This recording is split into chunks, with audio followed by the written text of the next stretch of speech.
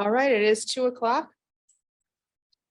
I call this special city council meeting to order for Wednesday, September 28th, and it's 2 p.m. Sarah, could we do a roll call attendance, please? Absolutely. Councilmember Biskins. Here. Councilmember Jacobs. Here. Councilmember Mergen. Here. Councilmember Novitsky. Here. Mayor Marquez Simula. Here. Thank you, Sarah. Today, special meeting, we have one item for consideration.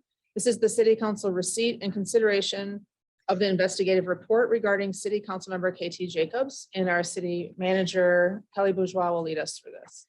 Thank you, Mayor, members of the council. You did receive a packet earlier this week, actually last week.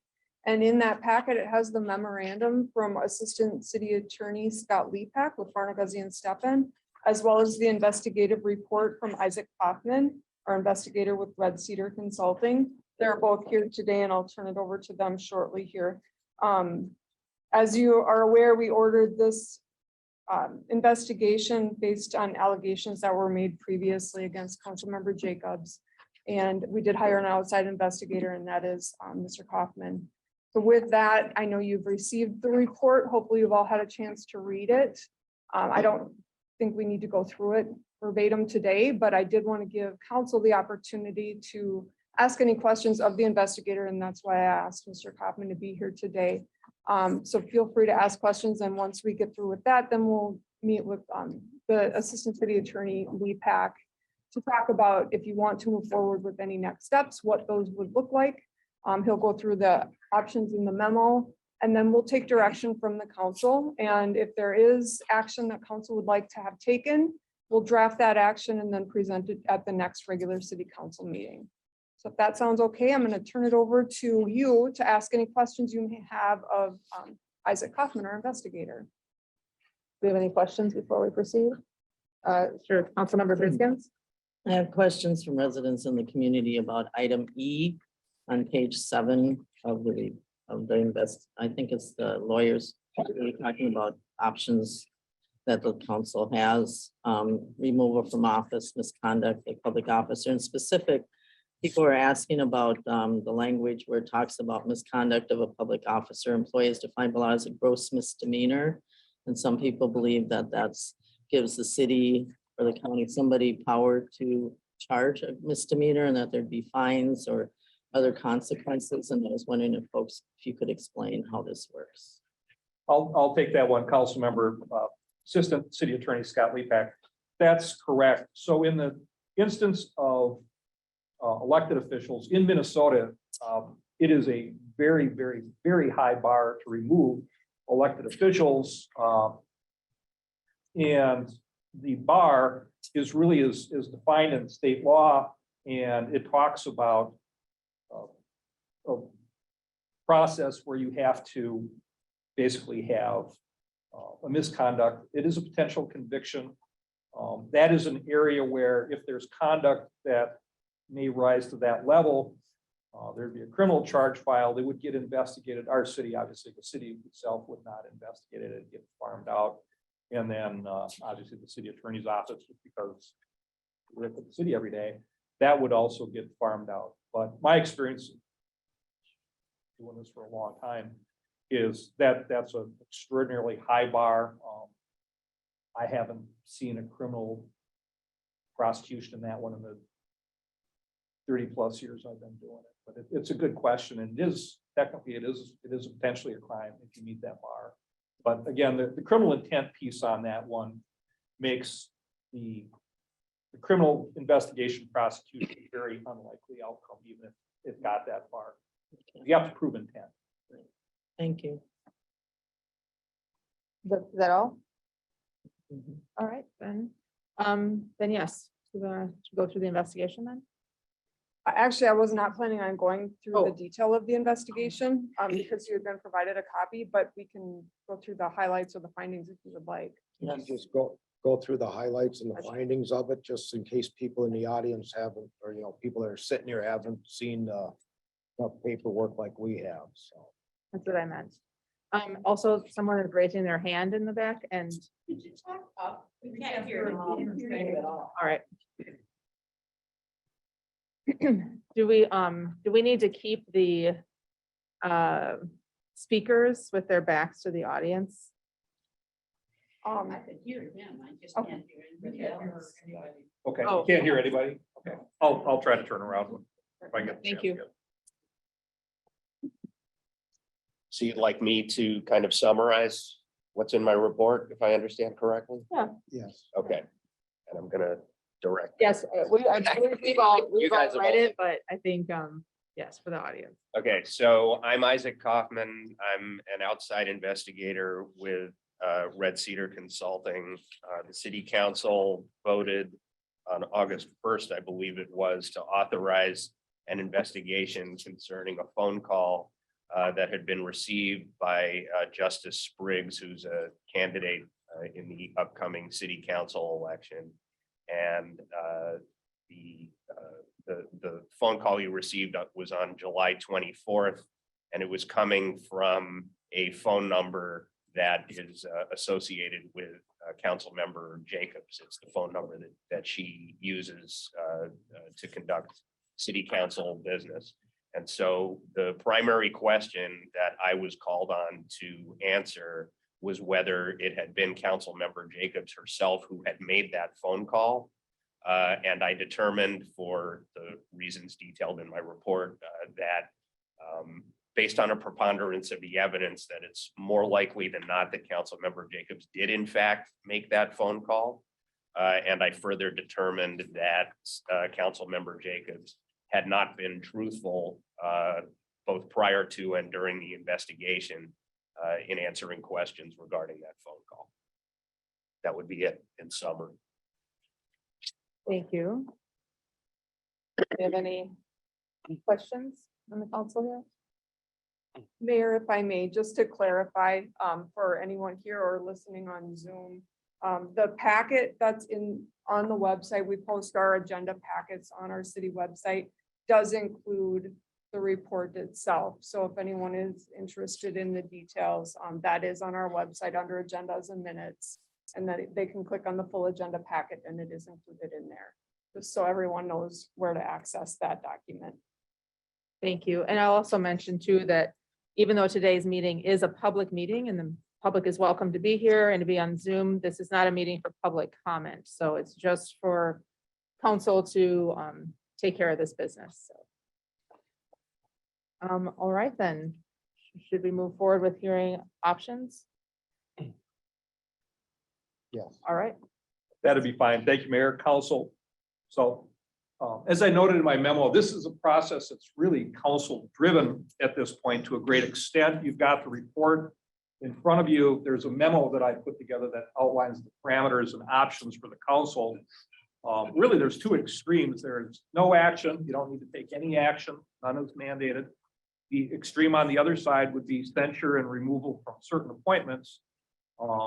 What the council does not have the authority to do as a body does not have the authority to remove. As an elected official, removal obviously is the ultimate authority in that area is the citizens. So removal is not an option. Council does have the authority to consider removal from certain boards or commissions that are appointed. If it's not an appointed option, so for example, we've got an EDA, Economic Development Authority, HRA, where your status as a council member automatically makes you a board member, you do not have the option to remove from those. But anything else that's a non-statutory, is just simply, you do appointments at the beginning of the year, those are on the table. So really, the extremes are council can decide the report is sufficient, but no further action needs to be taken. So that's one end of it. And then the other end of it would be what we call a censure and then potentially remove from certain appointments. And from the perspective of how the law works in this area, this is a governing body that is policing one of its own members. So that's basically council directive. You can have a discussion, you can have a decision on how you'd like to proceed. So I guess it's up to the council. We're happy to answer any questions you may have, but it's up to you on how you would like to consider and act. So. Thank you. Well, I would like to formally recommend that we censure and remove Councilmember Jacobs from any appointments that we're able to. I also would like to request Councilmember Jacobs to step down from office. I do feel like we have at least I'll speak for myself, have lost any trust in her ability to be making decisions for our community. And I've heard that from many, many people. So I will just say that in short, but have room for the rest of the council to weigh in. Councilmember Novitsky? Thank you. First off, thank you for the very detailed report and investigation. For anybody that's on Zoom or in the audience that has not taken the time to look at it, it's worth reading. It's very detailed. And in my mind, it leaves no doubt that she was untruthful. So thank you for the thoroughness of it and everything. You're welcome. It makes a tough decision easier knowing that it was thoroughly investigated. And I do agree with the mayor that we should censor and remove from whatever we can, because being this untruthful to not only the council on multiple meetings with fake tears and everything to try to put on a show, but the residents deserve more. We have worked hard as a council to have the integrity, the transparency, the respect and trust. That is in jeopardy right now, depending on how we move forward. So in my opinion, definitely censure. And I would also like to ask the lawyer, is there any legalities that she could voluntarily step down from EDA and HRA? I mean, not that we can ask, but would there be any? The difficulty in that is that because there's complete overlap with the elected officials as council members and the EDA, you can't have somebody that's a non-council member. So in effect, that board would be operating with one person short. So as a practical matter, not. But we would really. still be able to have a quorum technically, even with right. the one short, correct? Right. So there would be nothing that would prevent those committees from moving forward if we were one person short. Yeah, my opinion is that she couldn't even voluntarily resign, because if you're an elected official, you automatically are, so. Okay, I But it's a good issue. I was asked that question, so I wanted to pass it along, but I mean, yeah, really the short of it is I'm very disappointed in the conduct and what we're all going through, what the city's going through, and really disappointed in the theatrical show that council got at the work session with tears and everything, with what I believe was a made up story. Saying that, I don't know how I could trust further statements, knowing that the show was that great and the evidence proves that it was wrong.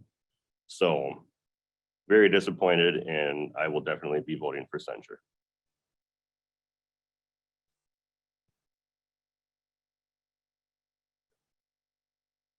Councilmember Biskins? You want to add anything? Waiting for Don. Councilmember Immersion. I agree that that censure is called for because of the way the investigation turned out. And I'd like to request that for the council meeting coming up, that I'd like to ask both the city attorney and the investigator to be there. That way there's more transparency through the rest of the city that can't make it here, that watch the council meetings, so they can hear it coming from the investigator and what our options are from the city attorney. Then from just a counselor, Kelly reading off what our options are. It seems like it'd be a lot better, more truthful coming from you two. Not that they don't trust us, but there's some people that what it sounds like transparency is when it comes from the people who did the investigation and what the lawyer tells us what to do. So that's what I hopefully like if you guys could make it to come to that council meeting. That's all I have. Thank you. Councilmember Biskins? I support a censure and removal from commissions and boards. I'm disappointed that she can't be removed from the EDA or the HA. I understand the reasons why. Sorry. Can't hear me? That doesn't help.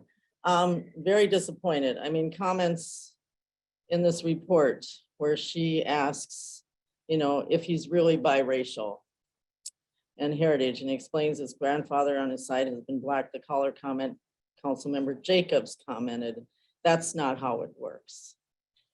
To me is appalling. It angers me. I'm shaking right now. I'm still pissed, ticked off about this behavior. and the fact that you lied about it. And I would like not only on the agenda, and if it can't be placed on the agenda, I will be asking, even though we don't have the power, I think the council has the right to make a motion to request that Kt Jacobs resign from the council as put on record. Whether she does or not, that's out of our control. Based on her outrageous racist behavior and lying to the residents of this community and to the council, to me is abhorrent. It's, I just can't imagine.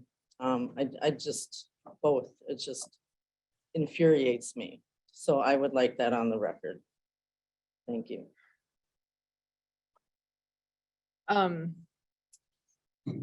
I will just add to that the amount of lying to our own city attorney, to staff as well. I mean, it's been hard on us as a council, and we may disagree at times, but I think we all trust each other that we're not lying to one another. And when I say us, I'm discounting Councilmember Jacobs, especially after this investigation was made, was thoroughly taken care of and made public. And then also, since this has come out, I and many people have heard multiple stories of other people in our community who have also been subjected to very similar questioning from Councilmember Jacobs. So that I personally know, and this is a small city, this is not an isolated incident. If it had been, and if there was the most generous, trustworthy attitude all of the rest of the time, if this had been a one-off, maybe there'd be something different to think of that. But with the investigation being as thorough as it was, with having a very heavy community track record of having a similar behavior with more people, it's nothing I can overlook. And then on a personal note, there's even information in here that I was brought up. And I was myself, Senator Mary Kunish, and also our state representative, Sandra Feist, was also brought up in this phone call with, I think, disparaging comments. I don't really know if that's the right word, but and I have, personally been, I'll just say, subjected to many rude conversations or comments or discussions with Councilmember Jacobs, and it's all recorded on work sessions. So there is a long track record of this continuing to happen. Staff has seen it, council has seen it. And so this was just, with the investigation being as thorough as it was kind of it just summed up things I've heard from the community as well, and things that we've seen going on already in our own council. But similar, it's so disappointing to see it, and the hurt that it's caused our community. Not to mention Justice Spriggs, a new member to our community, and to have him treated that way by a council member is, as someone said, abhorrent. It's just terrible. And now we have to once again rebuild our community to have trust again with our council, and that we're doing what we think is best, and we're working together even when we don't agree. We respect and trust one another, and I think that's the top of my goal for our council. Is we can disagree, but we need to, at the end of the day, respect each other and our positions as council members, as the mayor.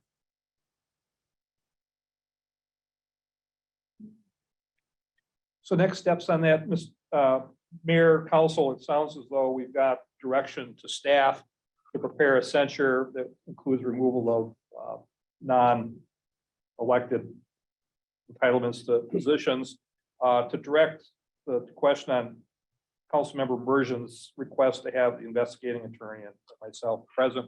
When's the next council meeting? October 10th.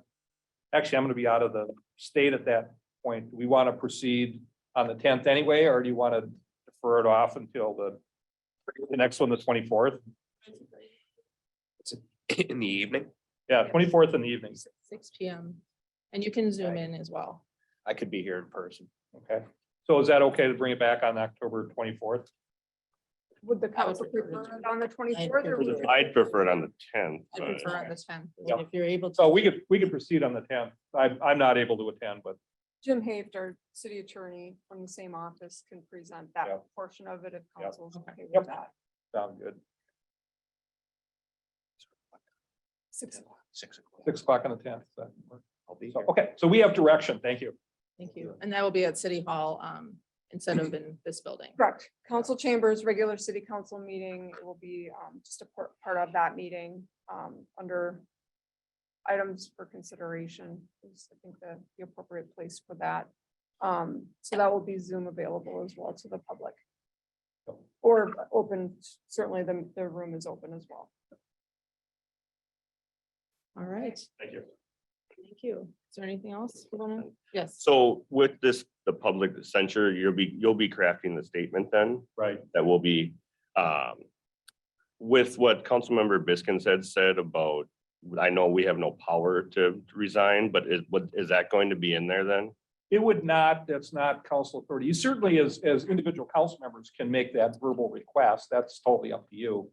But it would Right, not be part of but the we thing. couldn't put it into. Right. Okay. Can that be added to the agenda that we requested and then have a moment Or do I for just make for an the motion? answer from Councilmember Do I just Jacobs? make the motion? It would simply be one you just raise, there's already going to be an agenda item where you can address it. So it would be after consideration of the censure, and then if you want to have that as an additional request, it could be made at that time, but it wouldn't need to be part of the packet. You can just do that. Okay, thank you.